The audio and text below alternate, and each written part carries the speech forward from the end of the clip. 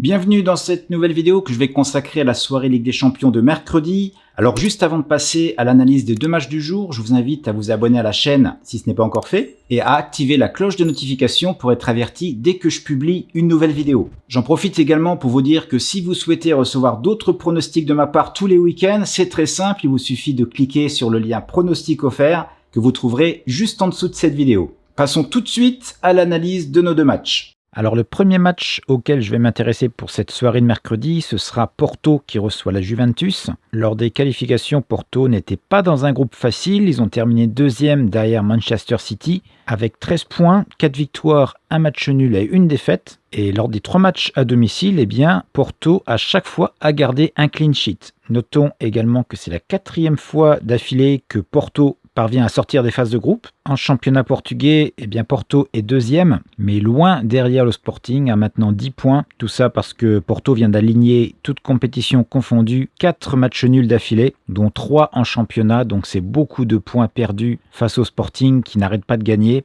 Donc contrairement à l'an dernier, Porto va devoir cravacher s'ils veulent réussir à être champion une fois encore. Du côté de la Juventus à présent, c'est pas très glorieux puisque la Juve ne pointe qu'à la 4e place au championnat d'Italie, à 8 points de l'Inter. Et ce qui est un peu plus inquiétant, c'est qu'ils viennent de concéder 2 défaites en 5 matchs. Maintenant, ce qui joue en faveur de la Juventus, c'est que Porto ne l'a jamais battu en compétition européenne après 4 matchs. Les 2 dernières rencontres, c'était en 2017 et à chaque fois, c'est la Juventus qui l'avait emporté. Au niveau des blessés maintenant, il n'y en a pas beaucoup, il y en a 2 de chaque côté. Le plus marquant, on va dire, c'est Cuadrado pour la Juventus, mais rien de trop pénalisant. Alors maintenant, concernant mon pari, malgré une Juventus inconsistante, je pense qu'elle devrait dominer la rencontre, surtout que Porto se cherche un peu depuis quelques semaines et n'arrive plus à faire de résultats. Donc mon pari ira dans le sens de la Juventus, mais il sera sur le match nul, remboursé uniquement si la Juventus l'emporte. Pour placer un pari comme ça,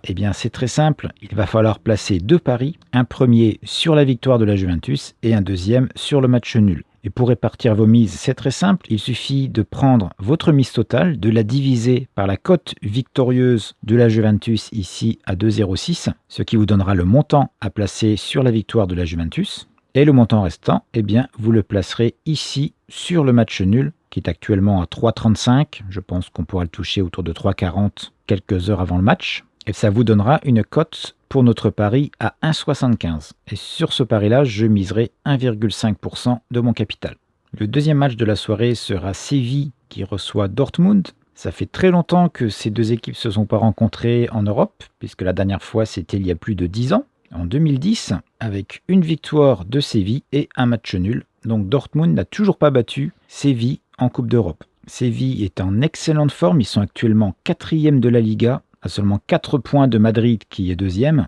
Et toute compétition confondue, Séville vient de gagner 9 matchs. Et avec 7 points d'avance sur le 5e Real Sociedad, Séville a déjà pris une très bonne option pour être dans les 4 premiers, qui signifie place qualificative pour la prochaine Ligue des Champions. Alors que si on regarde Dortmund en Bundesliga, c'est une autre histoire. Dortmund n'est que 6e, bien loin du Bayern, à 16 points exactement, tout simplement parce qu'ils font une année pas catastrophique, mais pas bonne du tout, avec déjà 8 défaites au compteur en 21 matchs. Alors Dortmund avait gagné la Ligue des Champions en 1997, puis avait été finaliste en 2013. Mais cette saison, je ne vois pas trop comment ils pourraient aller jusque-là, même si cette équipe peut compter sur leur attaquant Erling Haaland, qui a déjà marqué 15 buts cette saison. Si Dortmund peut faire un exploit à Séville et l'emporter, il y a de fortes chances que ça vienne de ce joueur.